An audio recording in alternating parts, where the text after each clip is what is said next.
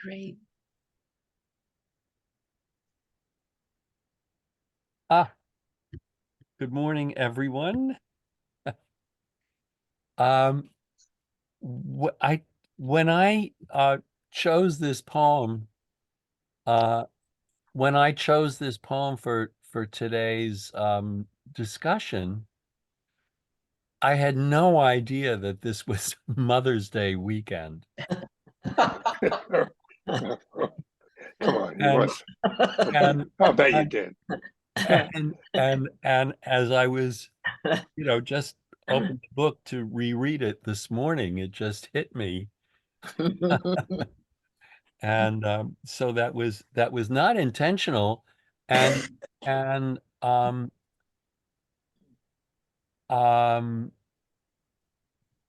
how can I put this tactfully?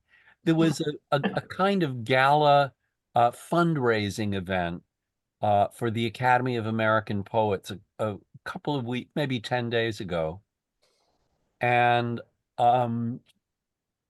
I thought and it was a lot of celebrities reading poems. And I think mainly reading poems that they themselves did not choose. Um, but the one person who I thought did read a poem that he chose and was really the best reader was Paul Giamatti.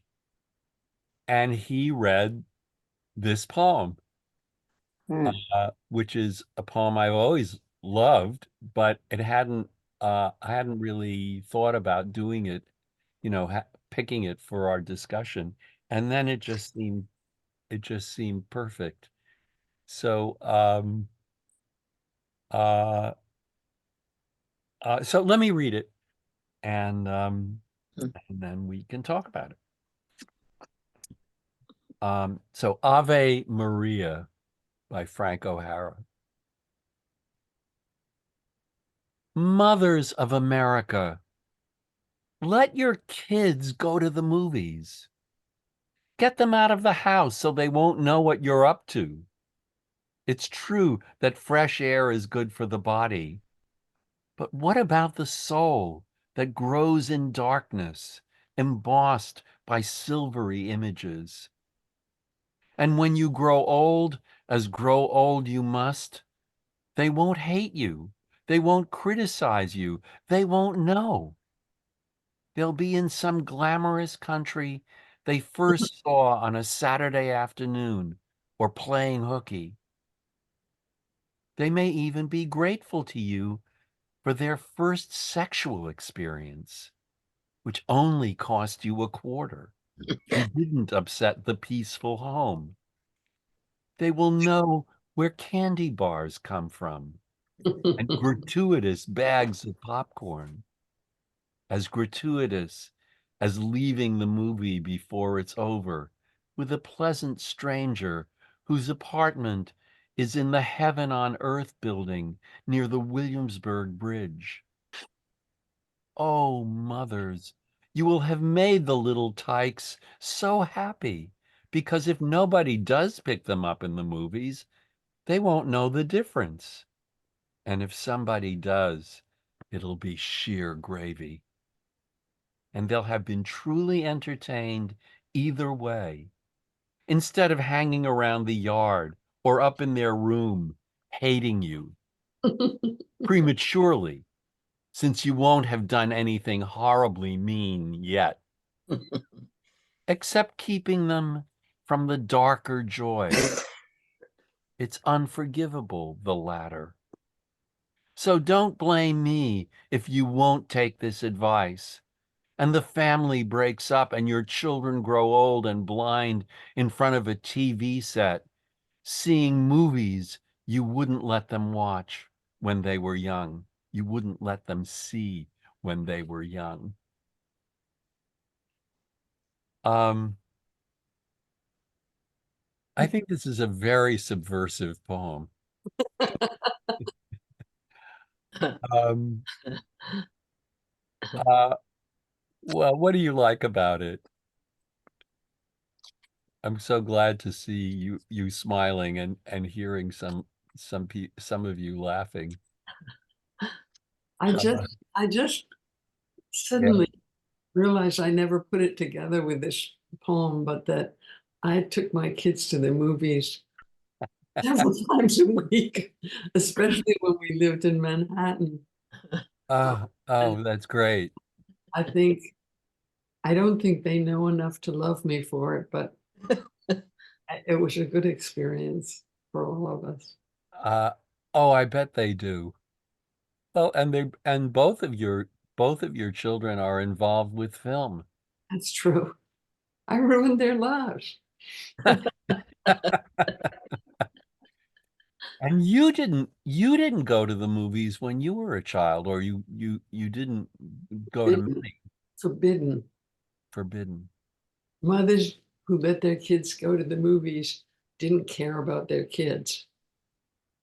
That was the motto in our family. But Um, this is just such a delicious poem. And I've never heard it read aloud. And you read it, oh. but it just made me laugh over and over again, which almost never happens at a poetry reading. Yeah, you've probably been to more poetry readings than anyone else here. Yeah, probably. Um, um, well, what's funny about it? Oh, John, yeah. An incredibly funny surface.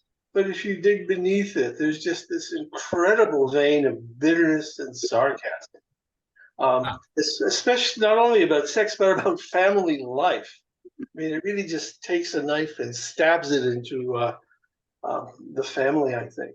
And so it's just a real double-edged sword. And once you see that, it becomes even funnier because the humor is so dark. Hmm.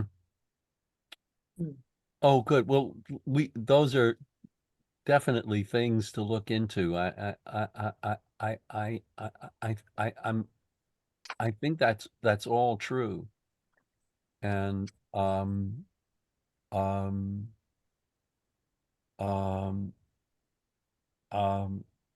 and that it is a more complicated poem Yeah. than just the surface humor of it. Um any other, oh, Denise, yeah. Yeah, what takes my breath away, if I was certainly have laughed at it in many places. But the thing that really makes me go, "Ah," is the sheer truth of it. Because the poem says out loud a lot of things which are, as was alluded to, shocking or unacknowledged in the world of, good behavior. Yeah. Yeah, that's really what I meant by subversive um earlier. It is um it's being very open about that, about that. Um Nick, yeah, please. I'd just like to add that the poem is also specifically about the movies because there's light and there's dark, and the dark movie theater is dark, and you'll see throughout I mean, you have seen throughout the poem the various references to darker joys, and there there's lots of play on the movies here. The brightness on the one hand from the silver screen, Mhm. and the darkness of the plots in some cases. But it's Yeah. all about movies, the movies themselves, and of course sexuality, and and guilt and repudiation of the normal concepts of guilt. So I think we can pick up lots of those little pieces as we go through the poem. Yeah, good. Thank you. Yeah. Stephen. I was going to add that I think it's transgressive, but subversive in the way a lot of popular culture was when I was younger and growing up, as if there are meanings about life that the world wasn't going to tell you, but I'm going to slip it in so you get to have this. And a lot of this is transgressive in a way that you probably could not do today, even in poetry, although poets still do this. The PC nature would say, how dare you imply that young children should go be picked up by assuming older men or women for a sexual liaison. And what I loved also is that, and this comes from the title onward, that he's crafted it in the form of like a sermon, and at parts it feels like a religious sermon, Ave Maria. Sometimes it's like the sermon that your mom or dad would give you, telling you the right way to behave, and that was sort of Gail saying that too. So it's a sermon, but it's undermined even the very nature of a sermon. So we're meant to realize, beware when you get into these sermons. Instead, he's giving you the Temple of Dionysus, which is the dark theater. Go to the dark theater. That's the temple of worship. Denise. Yeah, I think that the children who are contemplated in the poem are not super young children. And when he refers to tykes, he's actually referring to teenagers, because of course adults tend to look at younger generations as even younger than they are. But these are kids who have to be old enough to take the quarter and go to the movies on their own. So, I think it's that pubescent period and older that is the specific group of children who are going to the movies unaccompanied. And especially in the past, when the world was less ubiquitously sexualized, the movies were a place to learn about how adults conducted themselves and about human desires and behavior. The first place I ever saw a kiss was in a movie. First place ever. And I thought, there's that wonderful Italian movie about the theater that burns down toward the end, and the kid who learns to something Paradiso. Cinema Cinema. Paradiso.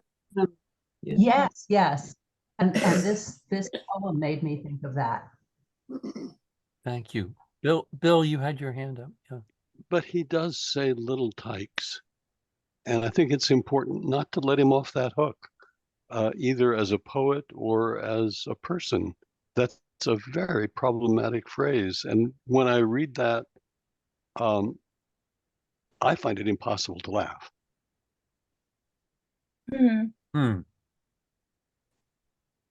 Yeah, I want to talk about that phrase, but let's come back to that. I think it's I think it is a moment in the poem, and that anyway, something happens to the tone, something changes in the tone of the poem at that moment. But let's talk about the title a little bit.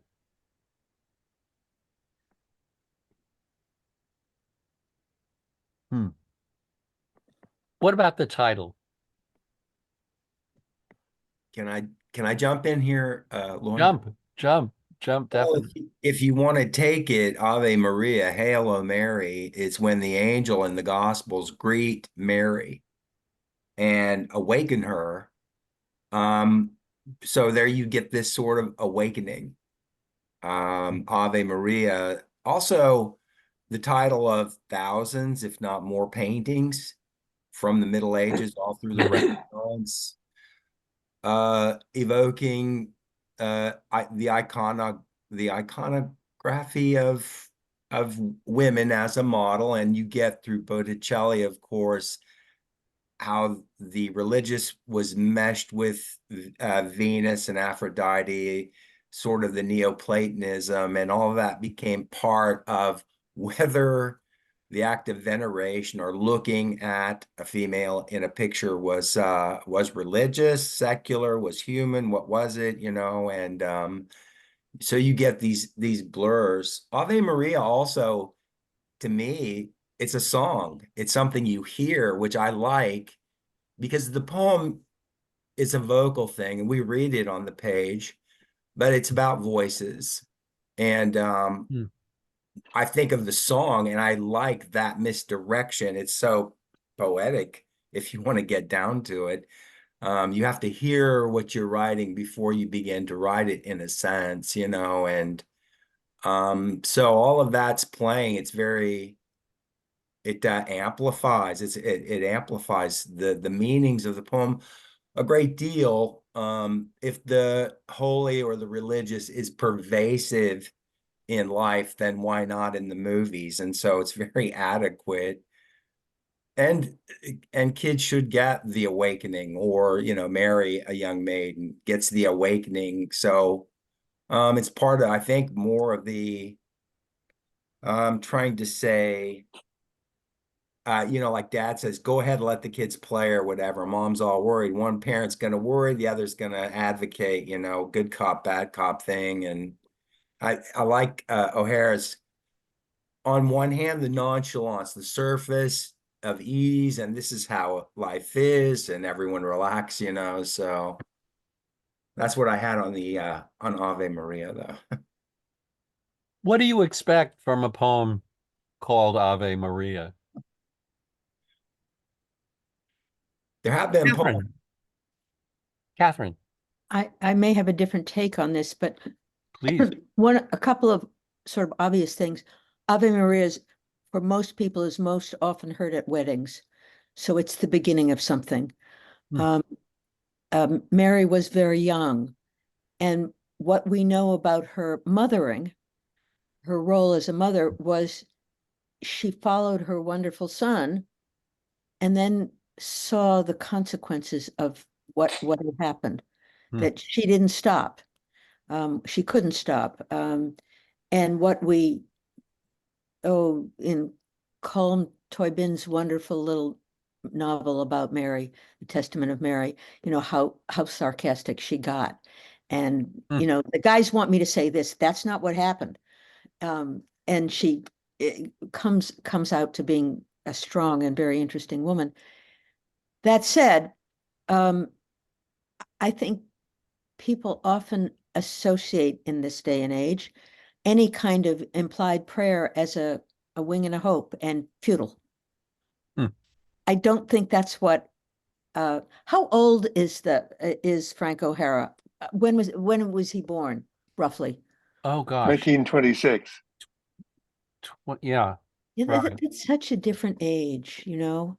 I mean, I remember the first time I went to the movies alone was only once, and I was in Los Alamos, which was a closed place, and Wow. there were no, there were no unknown people there, and unless you thought the whole enterprise was awful, everybody had been vetted, so it was absolutely safe. It was also almost the only time I went out alone to cross a street. Somebody asked me how long I had been a member of the Athenaeum, and I said till I was old enough to cross Beacon Street alone. But that took a while, and I think so. I think Tyke by Frank O'Hara would have meant a little kid.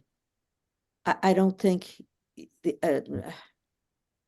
because they were the only ones who got to go to movies for a quarter. You know, they were little kids, and you got to go for a quarter. Unless we're talking about my father's era, when all kids went to the movies together. Right. In packs. Right. But you were talking about the title, and I think it immediately conveys sound, but it also conveys a stationary mother. I don't think there are any pictures of Mary walking. Are there? Standing, sitting. Standing and sitting, yeah. Silent too. Didn't see. And reading. Oh, yeah. reading, She has a book. right, She's reading, always. but that's sitting. But we don't Mhm. ever see her walking or talking, I don't think. Hmm. And I think it's that the poet is calling out. Susan, I think he's, yeah, Marita, does someone? oh, I do. Susan, Oh, Yeah. Ellen. Ellen has Ellen, Susan, and then Ellen. Okay. Well, I think of Mary as the Virgin Mary. So that's the starting place. But then it's sort of the implication. I agree, it's a very funny poem, but also very dark. But I think the implication is it's the mother who is going to destroy the sexual life of this. I don't know. It's a son. I assume it's a son, not a daughter who's being sent to the movies. It could be a daughter, but it doesn't feel like little girls go to the movies and get picked up. I don't know. They do maybe now, but at the time, I think of it as a sort of pubescent boy. And so you have the Virgin Mother and the son, and it starts to sort of move into that kind of imagery for me. Thank you. Ellen, you had your hand up. Ellen, are you there? I'm here. Ellen? Okay, you're muted. I thought you had your hand up a minute ago. and Denise. And Denise? Yeah, Okay. Denise, you're muted as well. No, oh, okay, Ellen. I see you now, but hi. Denise? I agree that this poem contemplates male children. And one thing that I notice that seems to me to be true is the reference to first sexual experience doesn't disrupt the home. I'm thinking that within the contemplation of movies is the peep show. Which Yeah. I think is a form of entertainment more appealing, if not exclusively appealing to men. Yeah, Gail. One of the things that strikes me about this poem, and here I'm reading from this enormous book that this man who died so young wrote of poems, is the combination of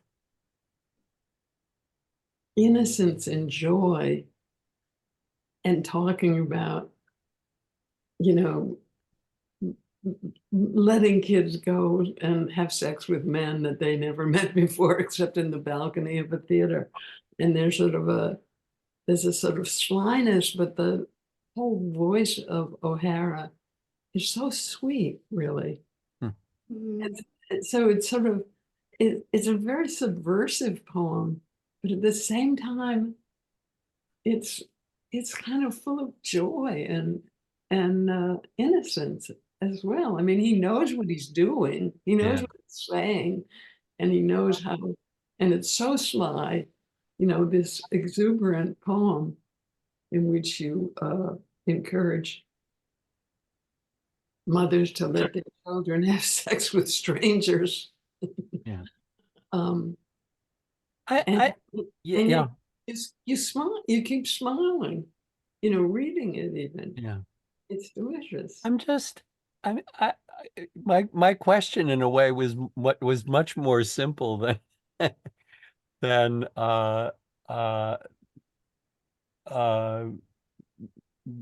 than it may have seemed. But I think the title is really just setting us up.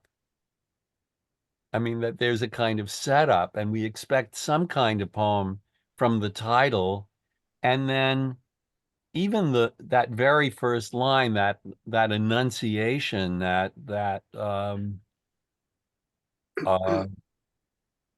pronouncement, "Mothers of America," we're really kind of, what kind of poem is this going to be? Oh, Bonnie? And then it's addressed to the mothers. I think it's a really subversive poem. Get them out of the house so they won't know what you're up to. What you're up to, yeah. What you're up to. I mean, he's not quite indicting mothers, but I think he is indicting the mothers of the 50s, keeping them from the darker joys. It's unforgivable to keep them from the, he's, you know, I think it's like the anti-Leave It to Beaver family poem. You know, it was published in 64 and probably written a few years before that. 1960 is how it's dated in my book. Okay. Yeah, so you're right. So it's just on the threshold of the sexual revolution and feminism and being able to be a gay person in public. And I think it's both humorous and kind of very defiant in a way. And some of the joy comes from that defiance. Yeah. Look, moms, yeah, you got to let your kids have their sexual explorations. And if you don't, they're going to grow blind from what? From masturbating. They're going to grow blind in front of a TV set. So that's my right. Yeah. I think Jonathan. Jonathan, and then Denise. Yeah, my overall impression of this poem is that it seems to be about the extent to which kids, especially urban kids and especially urban gay kids, raise themselves. That the importance of their parents being there, you know, they're out and being independent earlier than we tend to think of kids being that independent. That's my impression from this poem. I don't know. Mm-hmm. Yeah, I think that's true. Denise. Yeah. Yes. To go back to the title, I think that the Ave is in a sense ironic, and it doesn't mean, you know, hail as in that worshipful, oh, you're so wonderful. It's more like hailing a taxi cab and saying, yo mothers, listen up. Because it is indeed referring to that culture of silence about sex and not telling your children anything, which of course is terribly destructive. And I think another irony is that that if you keep kids in the yard or in their room, it's like the country that they go to that they saw in the movies. You know, they'll, you know, if you don't let them go, they will leave and they won't look back. And I think we all know that can be true and even more widespread. You know, if you keep your kids ignorant and confined and repressed, they'll end up in the Haight-Ashbury, you know, when they're a little older. Yeah. Yeah. It's true that fresh air is good for the body. But what about the soul? And then, so the poem begins with this sort of joke that's a kind of setup. So the Ave Maria, Mothers of America, very grand, large statement. And then suddenly it's very slangy and personal and colloquial. Let your kids go to the movies, which is, I think, already kind of shocking in a poem. Right. Doesn't sound like a poem. But so many different things are happening just between the title and the first 3 lines of the poem. It's true that fresh air is good for the body, But what about the soul that grows in darkness? And that again, the tone really changes again. And then this very poetic image embossed by silvery images. And what do you make of that? Embossed by silvery images. That's the most, in a way, that's sort of the most poetic, in quotes, poetic phrase in the whole poem. But it's deliberate about being the most poetic phrase. Exactly. Yeah. Yeah, exactly. What do you make of it? What is it? What are the silvery images? Is it the as someone said before, the silver screen? That's how movies used to be described. That was a kind of term for the movies. Ellen, did you want to? Oh, sorry. Yes, I apologize first, and I may be saying things that other people have said because I actually was distracted by the arrival of a Mother's Day package from my daughters. Oh. So this is perfect. First of all, Great. I was thinking the silvery images are also ironic. I mean, the embossed by silvery images is so over the top in this. Right. He can't possibly be sincere about it. But I also was just taken by the line breaks, the hating you prematurely, just several of them. And I'm kind of a little scattered here, so I apologize. But Oh, just so much fun right before Mother's Day. right. Right. But what about the soul that grows in darkness? Well, that's an interesting pronouncement about the soul. And I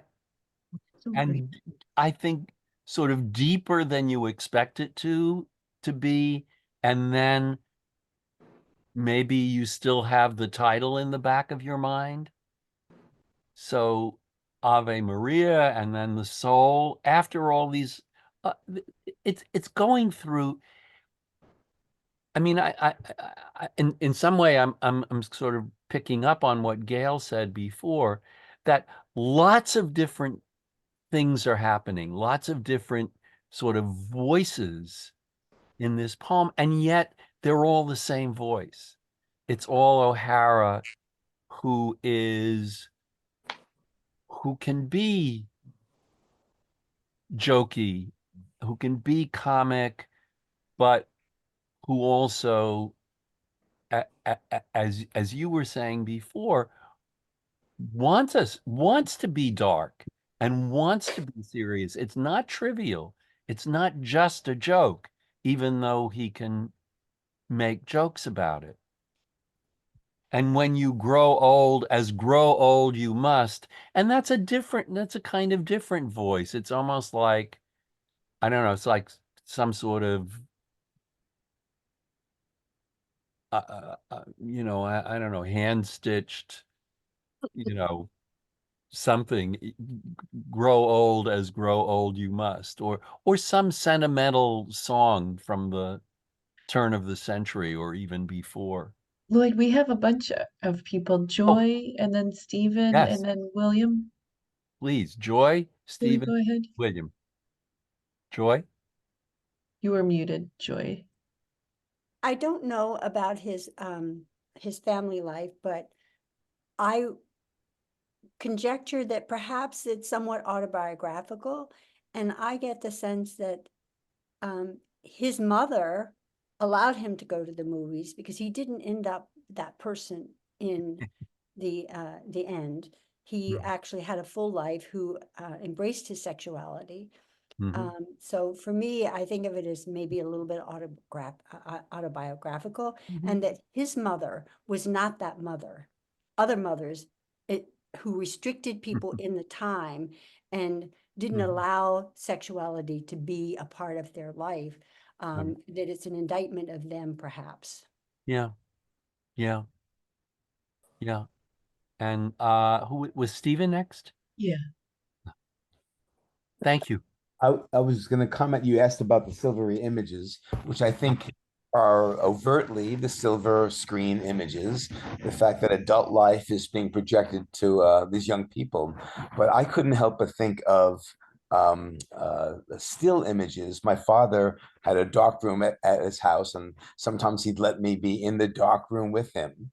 And you're beginning with a blank page upon which you project these images. It's the silver nitrate that's going to become the image emerging on the paper. So from the blankness, you suddenly can see a world. So I imagine that being as if he's leaping media from movies, but also perhaps even thinking about photography. And that grows in darkness. It appears slowly. It was magic to watch the image. There's nothing, and suddenly there's a world there too. Yeah. Bill? Also, family photographs would be in silver frames often, which is something I may have added to it. But I think in a way you could read this poem as a family tragedy. It's particularly if you just read the separated lines sort of on the right of the page, starting with, but what about the soul? But one after another, if you read those disconnected from the rest of the poem, they're kind of horrifying. They won't hate you. They'll be in some glamorous country for their first sexual experience and didn't upset the peaceful home, and gratuitous bags of popcorn. Oh, mothers, you will have made the little tykes. But then we don't know what. And if somebody does, it'll be sheer gravy or up in their rooms hating you. It's just that those lines mostly are about the relationship with the mother, and they're really dark. I agree. Yeah. Yeah.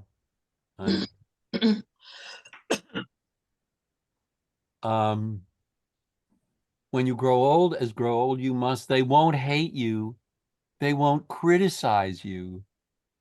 I mean, so there's this whole series of things that the kind of expectations about, bad mothers. They won't hate you. They won't know.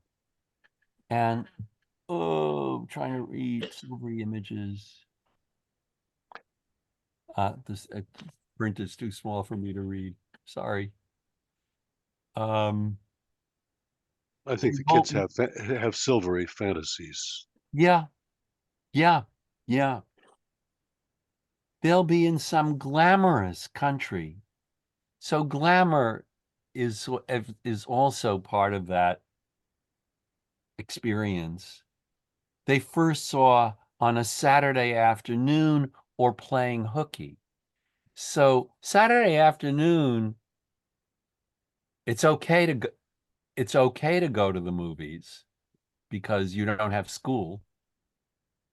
But you might also go to the movies when you do have school. And that's even a little more subversive, that you're going to the movies instead of going to school or playing hooky. And then the one stanza break in the poem, lots of line breaks, but the one stanza break in the poem is they may even be grateful to you for their first sexual experience. So this is raising the stakes. And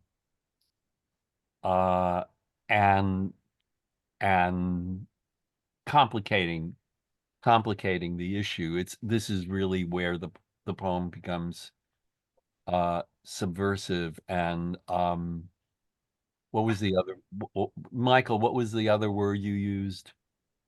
The What? kind of synonym for subversive. Transgressive, was it? Transgressive, yes. Yeah, yeah. Which only cost you a quarter. That's very, that fills me with nostalgia. When movies were really cheap and cheaper for kids and didn't upset the peaceful home. And that I think this is one of the funniest lines in the poem. They will know where candy bars come from. Oh, God. So what's so funny about that? I think that's just delicious.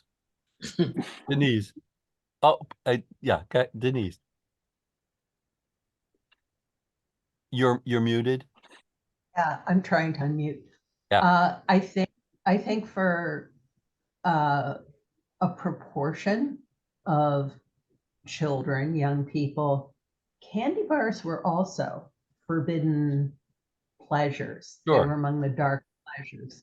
So I think it evokes a spectrum of dark pleasures. There may also be double meanings here.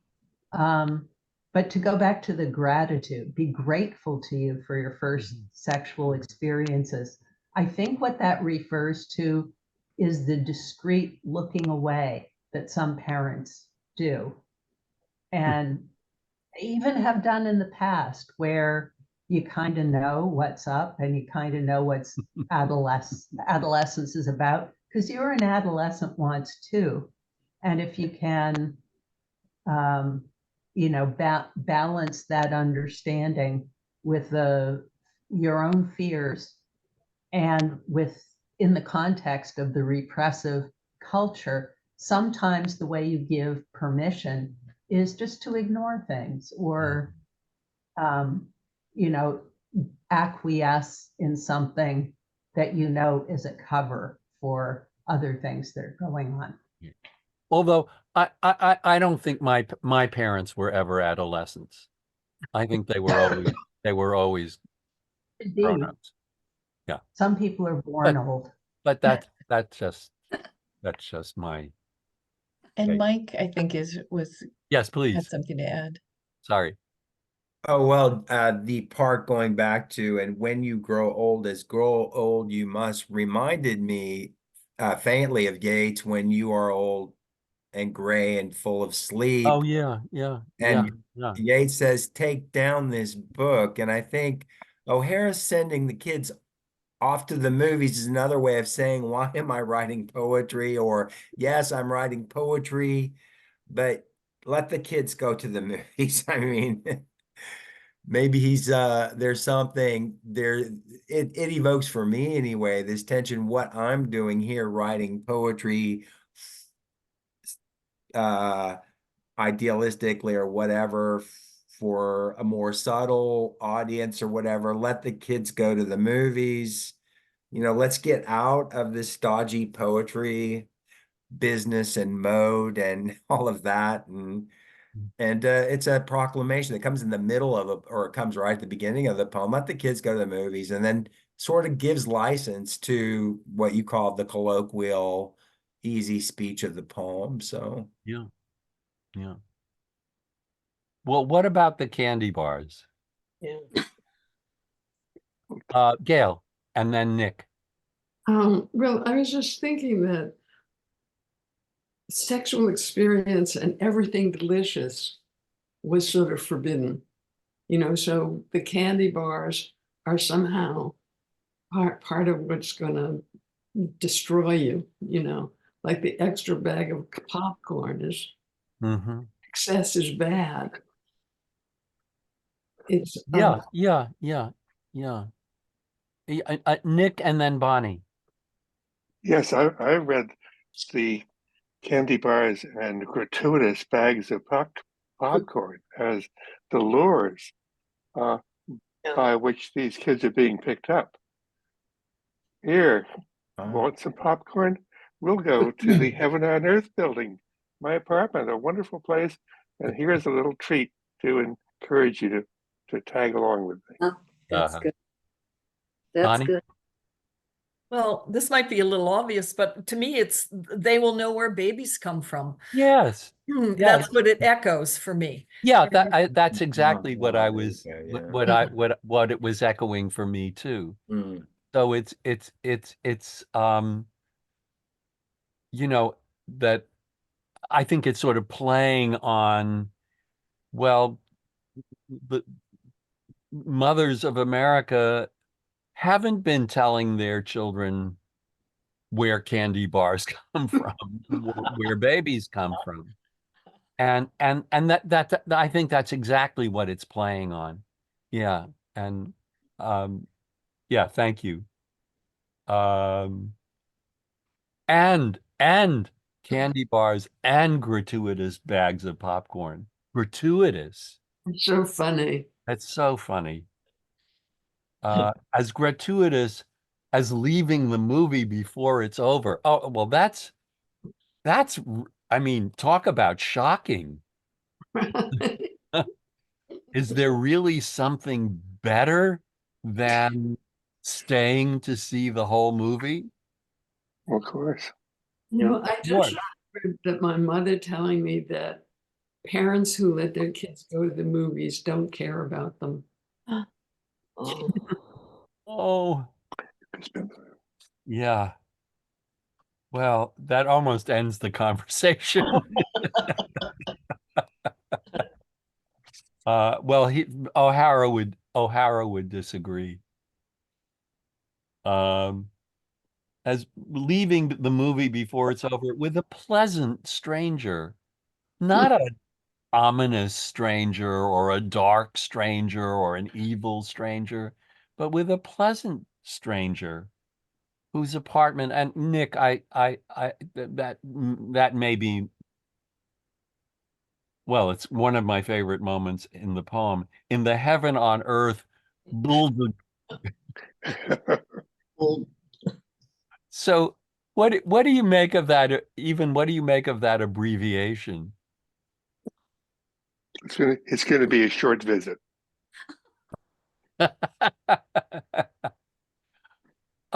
Okay, I buy that, but I don't think that's the entire. Why BLDG instead of just writing out the whole word? Any thoughts about that? Well, it's the literalness of a small child Yeah, in seeing that on the building, the thing. but you know, exactly. But seeing it on the building, Mhm. that I think that's what we're meant to do. This is what's engraved in the doorway of the building. Heaven on earth, BLDG, because there isn't enough room to write out the. But does anyone know if there was or is such a building? Ah. Or is that did I he just make looked this it up? up. I just looked it up, and there is a Heaven on Earth building in Houston. Oh, excellent. So he wasn't in Houston. Oh, it just had to be built. The architect had to have known this poem. Yeah, yeah. But this is the Heaven on Earth building near the Williamsburg Bridge. Right, yeah. So it's In that very neighbor. explicit. It's very explicit. And of course, it's on the waterfront. It's on a waterfront, and it has a view of Manhattan. I mean, there are all sorts of images conjured up by the heaven on earth, which sounds almost like a sort of popular song. The Heaven on Earth building near the Williamsburg Bridge. It just it just evokes a whole world. Mike? Yeah, sorry to diverge from what you're saying right now, but the obvious thing, Lloyd, that we hadn't spoken about was the beginning of Hart Crane's The Bridge. The first poem is called Ave Maria, where you get the great setup in lines like, oh gosh, wouldn't my phone have to do this? Well, you get the very high rhetoric of Hart Crane applied to the new world and all of these apostrophes of oh, that just occurred to me right now. I had not thought about that. That's a pretty direct hit right at Hart Crane. Yeah. I mean, you Well, think we were speaking of the Williamsburg Bridge. It occurred to me there's a Brooklyn Bridge in Manhattan and then Hart Crane. So yeah, well, Williamsburg Bridge is 2 bridges away from the Brooklyn Bridge. Right. So, I mean, I just wanted to point that out. You couldn't really talk about this one without that. Thank you. John. Yeah, another diversion. I want to go back to the to the silver screen images. The silver images. I just can't get the image of the audience out of that picture. That the reflection of the light goes on all of the people. And there are photos by Ouija about the audience in it. And there's also, if you're sitting there and a person next to you, you look at them, and they're sort of in the glow of this silvery light. And so the audience becomes part of the movie, and so the life becomes the movie in a way. And so it really does connect it, I think, and that's not to be overlooked, I think. Catherine.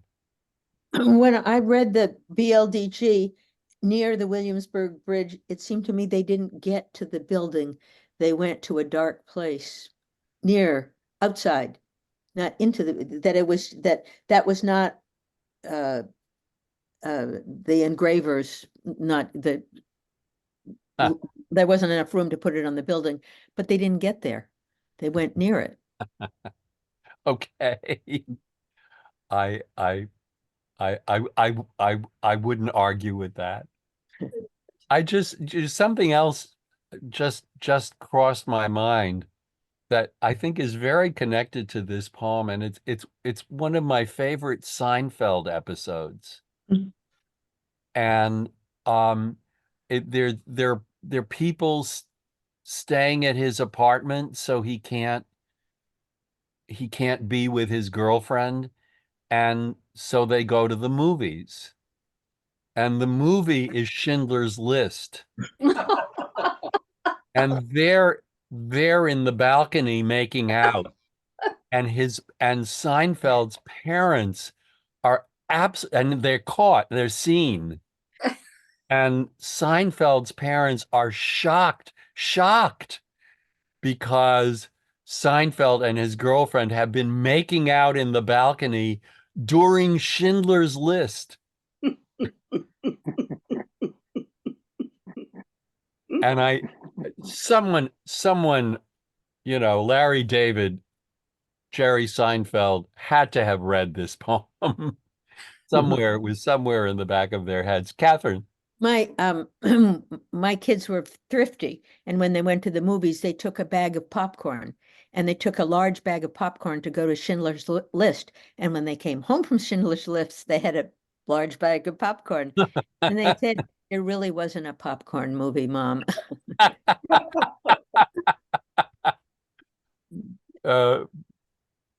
Too true. Too true. No, now let's get to the little tykes. Oh, mothers, you will have made the little tykes so happy. So the little tykes. Susan? That's sarcastic. Yeah.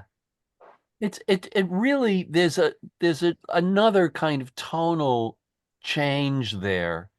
And I don't know, can we unpack that?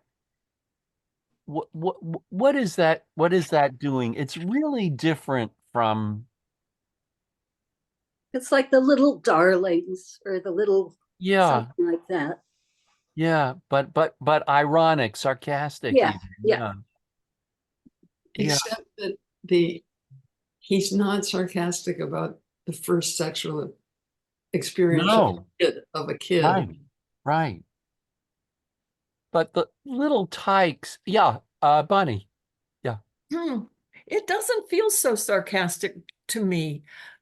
It feels, the more I'm reading this poem, the more autobiographical it feels to me. It feels to me like he was a beautiful, brilliant teenager who got picked up in the movies one afternoon. Could be. And went back to the movies. and went back, and he loved the movies. He wrote about the movies and movie Right. stars. He was a big culture vulture that way. Yeah. So yes, I don't.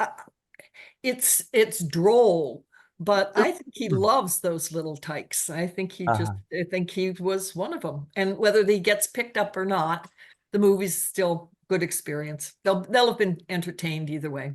So happy, because if nobody does pick them up in the movies, they won't know the difference. Tykes is an interesting word. Hugh Yeah, asked what do you know about it? Well, Hugh asked whether the meaning had changed in the 20th century, and I think it has. It starts being used for children around 1900, actually. So, he's writing this poem. Well, he's growing up a generation after it becomes a word that's used for kids. Where does it come from? Bitch. An Old Norse word for bitch. It's used in various ways for low life and bad behavior. It's also applied to Yorkshiremen, who were called Yorkshire tykes. But for kids, there's a kind of impish quality, originally of misbehavior. A tyke is a Dennis the Menace. I think that softens through the century, so that now we do read it differently.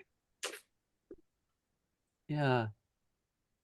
How interesting. I didn't know that. I didn't know that before. But when I read the poem, and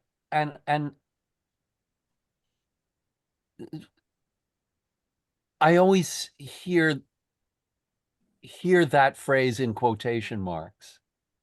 You know, I wonder whether it turns up in the comic strips, which were ubiquitous at that time. I'd have to go back and look. As a fan of comics of that period, I suspect that there's a more specific reference. I bet you're right, because I think it's more comic strip than sort of sitcom. Yep.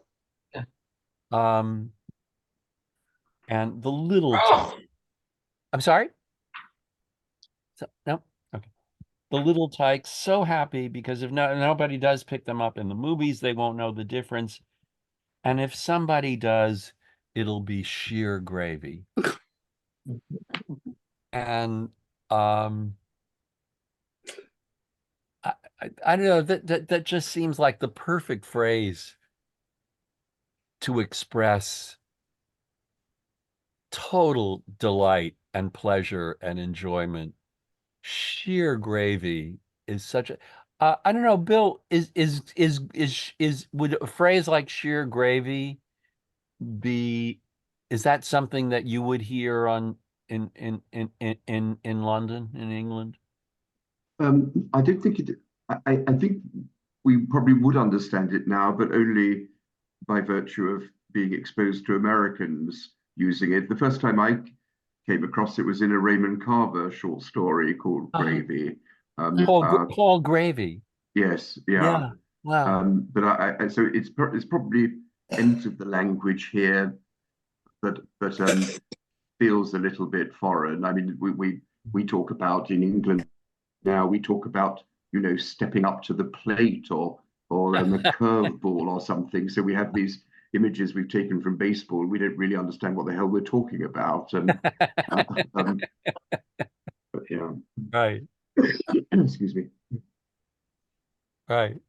Anyway, I think that But come back, Lloyd, Yeah, to please. Bill's point earlier. I mean, he seems to be confident here of the resilience of children and of their indestructibility. And if he's aware that Little Tykes does lower the age of the teenagers he's concerned with, do we have any misgivings or reservations about the way in which he exculpates the behavior of the person who might be regarded as a sexual predator? Yes. Yes. Yeah. Or is that agree. just, and is that just, Thank you. is that because of our attitudes now, because we've been taught to be so sensitive about these matters? And would O'Hara in 1960 have been thinking that he was actually doing something which was going to outrage and affront people? Yeah, I ask it as a question. I don't know. Yeah, I think so. And I mean, Well, was it there's a whole John? trope of men in raincoats Yes. that was all over in that period. Sure. Yeah. Yeah. Catherine. You asked how the tone changed at the Oh Mothers. Yeah. I think it starts out Ave Maria, Mothers of America, and this is Oh Mothers. It seems to me it's exactly intended as a break from the Ave Maria, Mothers of America. That's the first subject he's addressing, and this is a different group of people, or the same group of people seen a different way. I don't know. Yeah. Yeah. I think the same group of people seen from a different angle. Oh, mothers. And coming and really kind of, and that's one of the things that, you know, it's kind of poetic device that really brings the poem together, that reminds us where the poem started. Sheer gravy. And they'll have been truly entertained either way. So movies, sex, how much fun is that? Either instead of hanging around the yard or up in their room hating you, Premature. I'm sorry, Hating you prematurely. hating you prematurely. Yes, exactly. And that wonderful line break there with hating you out on the edge, and then prematurely, because sooner or later they're going to hate you anyway for something or other. Keeping you from the darker joys. Yes, since you won't have done anything horribly mean yet, except keeping them from the darker joys. It's unforgivable, the latter. I love the language there and the darker joys, which is really what the whole poem is about. And then the joys of both the movies and the sex. Yeah, Jim, is that? Oh, yeah, I would say we were talking about a number of other things, but first of all, about the heaven and earth building is a reference also to the Ave Maria title of the poem itself. Oh yes, right. Yeah. You're and the other right. thing, Ellen said, your mother always told you to not accept candy from strangers. Right. And this is more than candy. So a candy bar and an extra large bag of popcorn might be part of the seduction. But there's a puppy in the apartment. Oh, sorry. There's a puppy in the apartment. Uh-huh. Does the unforgivable nature, sorry, does the unforgivable nature of the sin of depriving the child of darker joys also refer back to the religious context created by Ave Maria, insofar as there's only one unforgivable sin in the Bible, the sin against the Holy Spirit, and here, so this sin is raised up to that level of grievousness. Yeah, yeah, I think so. Stephen?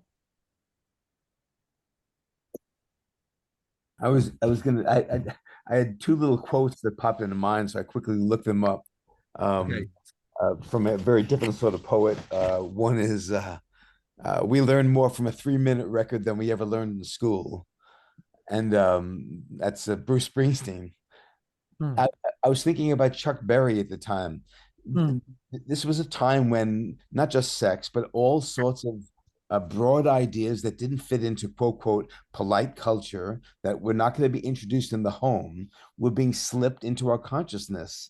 And as I think Springsteen or Chuck Berry or O'Hara is recommending, this is where you need to learn, even if it's a harsh learning. I do think the double-edged sword of that man picking him up, we're supposed to remember this could have been tragic, this could have been awful, but at the same time, he said maybe he was initiated into this new experience. Right. And when I said earlier that I said it felt like a sermon, I felt like we're supposed to be even suspect about this man who's sermonizing, who's is this the whole truth, or is this one more sermon that we need to dissect?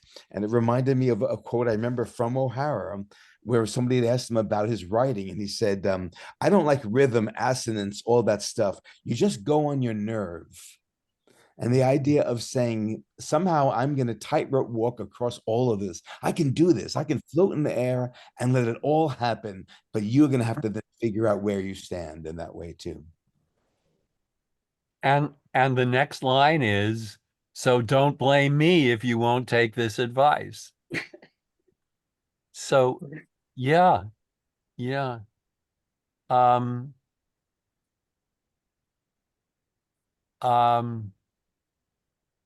Yeah, there is that element of the sermon, and the sermon about the darker joys,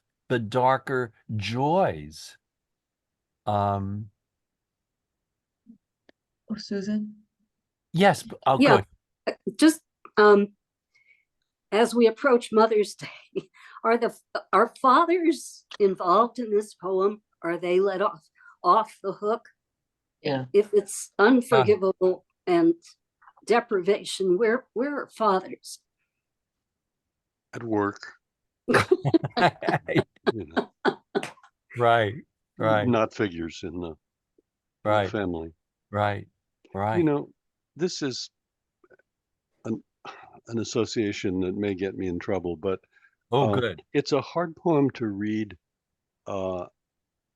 and not think about Stephanie Clifford's Stormy Daniels's testimony about the encounter with Donald Trump. She's 27 years old. Yeah. But she's young. She has not been around that many blocks. In fact, she winds up in a room with a 67-year-old man saying to herself, wait a minute, what have I got myself into? Yeah. She acknowledges that it's consensual. I've never touched the skin of a 60-year-old man before. And all of the other kind of creepiness that that this woman, who's not a tyke, but she's also not somebody who's ripe in judgment, you know, at that relatively young age. And it just, I find the testimony very disturbing. I kind of take her at her word that that's pretty much what happened. This tall man stood at the doorway, not threatening her, and she takes full ownership of what happened. But yuck. Yeah. And he's in his pajamas. Yeah. For a while. For a while. Yeah. Yes. But imagining how icky it could be this is a chipper view of Right. Well, I think that is sort of all in the background of this poem, and that's sort of the assumption, or at least it's his assumption that that's the general assumption, that going home with someone who picks you up in the movies is just appalling and shocking, and don't talk to strangers and don't take candy bars. And then but what and then that's what's so subversive about this poem, is that he is kind of spelling out the possibilities that, well, it might be a good thing. Sheer gravy. Sheer gravy. Exactly. Yeah. And I think that's sort of what's so exciting. And John, yeah. There's in the movie Doubt with Meryl Streep, and also Oh, yes. played by Shanley. There's a black woman there, daughter, mother of one of the kids, a black kid who's sort of taken in by the priest, and the nun speaks to her about this, and the mother acknowledges and is positive about this experience because she recognized her son as being gay. And so she thinks that being with this man, even though he's a priest, will ultimately be helpful to him in understanding who he is. And so she doesn't demonize the priest, whereas the nun demonizes the priest. Right. So there's that alternative. Yeah, that's a great parallel to this. Yeah. Bonnie. Following on that, I think, as creepy and distasteful, and speaking as one who worked with a lot of damaged kids as part of my career,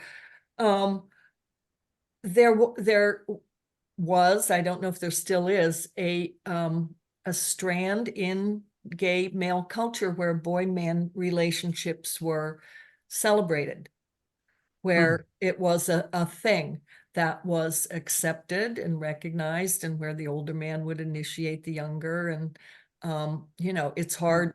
So I think our current lens of understanding pedophilia and the damage that it does to young people, but this is a pleasant stranger. Their liaison is in heaven on earth. And I think that maybe O'Hara has values very, very different than our own. Yes. It's likely, I'd say. Yeah. Denise. You're muted.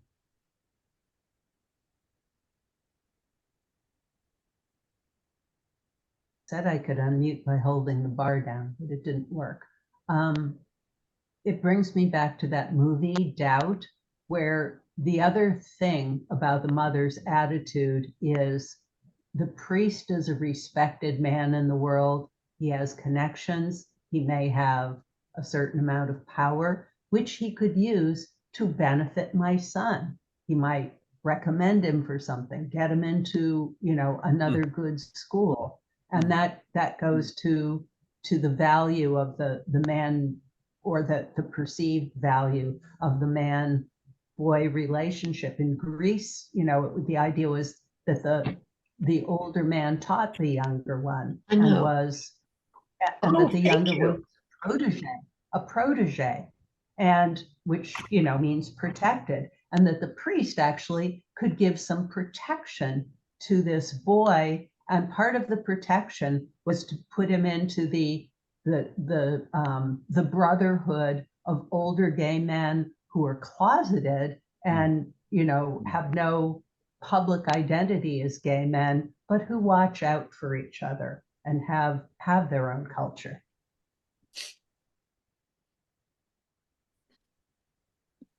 Yeah. Nick. Well, it's a little bit ironic that we're talking about this week that Harvey Weinstein conviction was dismissed because, of course, he was using his power to seduce women.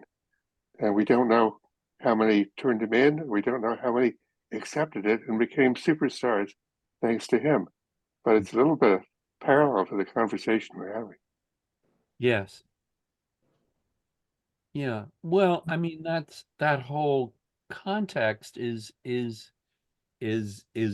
lurking very closely to, behind or alongside of this poem. And I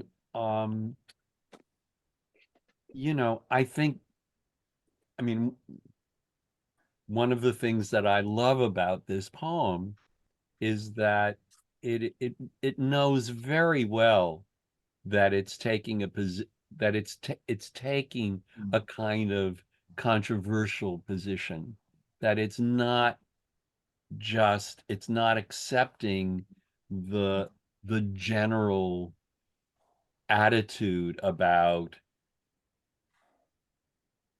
sexuality and younger people and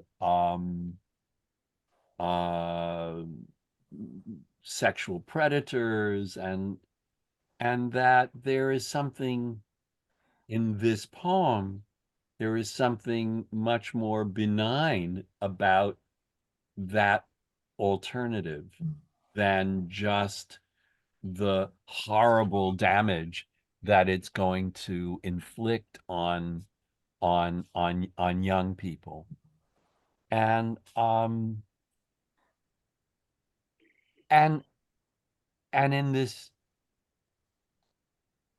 in this very lovable way of presenting this alternative, and also darker way in which he's saying, well, the parent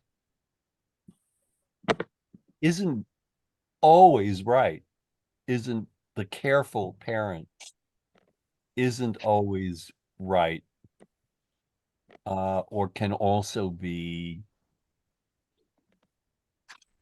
destructive. So don't blame me if you won't take this advice. And the family breaks up. And here's this other alternative inevitability.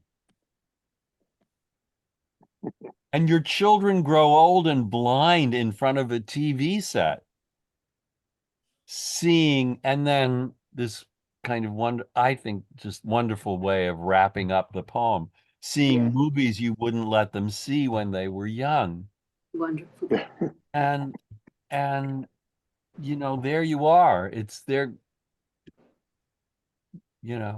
those movies are going to get to you sooner or later. And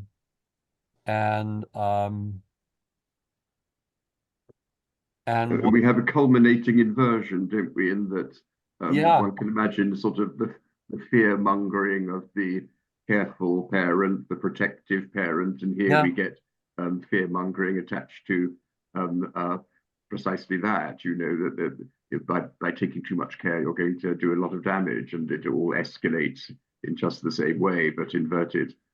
It would be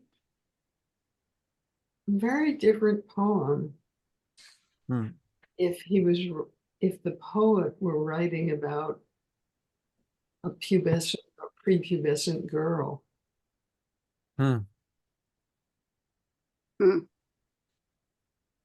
Yeah.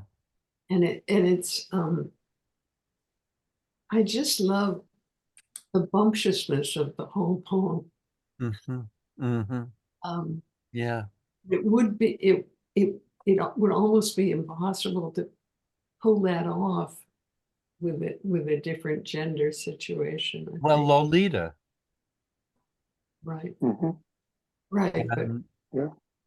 And Lolita wasn't delivering a message to the world that Right. Well, This is a great experience that you should tell your children. I don't think Shelley Winters went for that at all. Didn't Nabokov start out with not with a young girl, I think you're right. but with a young boy, Yeah. Oh, and didn't think he could get it published? oh, I think that's right. I have to go back and check. I think you're right about that. But it sort of, that's also very interesting because it's more, the book is more transgressive because it's a young girl. That irony is not lost on one. Right. Yeah. Yeah. It's so interesting because this poem, just talking about it and thinking about it, I find myself grinning constantly, and you wouldn't with Lolita. Well, I'm not sure. I mean, what they have in common is that they're both, I mean, Lolita's is sort of horrifying, but it's also very funny. You know, at the point of the main character is the adult. Right. Right. So, I mean, I think that's so you see in that movie, you see a power. So Humbert is the old man and the older man in the theater. Right. Yeah. Right. Well, I'm thinking of the book more than the movie. And the book is just full of jokes, and the writing is just, it's really a comic novel on a very increasingly upsetting theme. But it's also really about how knowledgeable young people are about the darker joys. Isn't the difference that we're meant to see through Humbert's self-justifications, whereas here, I don't know whether O'Hara is inviting us to see the narrator as untrustworthy and dubious. Yeah. Well, I think you're right. Yep. I think you're right. Yeah. Denise? Yes, I was just thinking about the reason that O'Hara thought the novel, not O'Hara, that Nabokov thought that the novel would be less publishable with a man-boy relationship, is that homosexuality really was verboten topic, whereas relationships between men and much, much younger women, whom you could call girls, were fairly, perhaps more widespread than they are now. The legal age for marriage in a lot of states was, 14, sometimes 16 was very common. And there were plenty of situations where the only time that relationships between men and very young girls were frowned upon were if they were cousins or something. The Poe to Jerry Lee Lewis, scenario. And but as long as it wasn't incest, young girls are pretty, and puberty makes them marriageable. Yeah, John. There's also a poem by Tom Gunn, the British poet who became American, called Sweet Things, in which he meets a neighbor who is young, who's a young teenager, I think, who has mental illness. And they're friends. And so the kid hits him up for a quarter. The speaker doesn't give the money. but he holds the boy's hand across the street to go to the store so he can get an ice cream or a treat or whatever, and refuses to give him the quarter and just backs away from that kind of experience. The kid is a hustler. He's a con artist. He knows how to get what he wants. Whereas then in the second half of the poem, he meets a friend who whose name he misremembers, but then they had a relationship before, and then they start again. So it's okay with adults, but it was very clear in the poem that it was not okay with a young person. And this was must have been the early 80s, I think, the poem. Wow. What's the title? It's called Sweet Things. Sweet Things. And it's really charming and lovely and serious and insightful. I think we have to wrap up because Marita has work to do. Thank you, everyone. Well, thank you. This was Oh, thank you. Even Thank more everyone. as much fun as I had hoped it would be. Thank you. And thank a you Mother's all. Day gift. I'm sorry. I interrupted. I was What saying, did you what a Mother's Day gift. Yeah.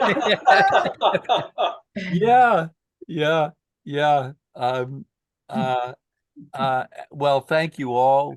Thank you, Marita. Happy Mother's Day to all you mothers out there. And we'll see you soon, I hope. And Yes. thanks so much. Yeah. Thank you. Thank you. Thank you.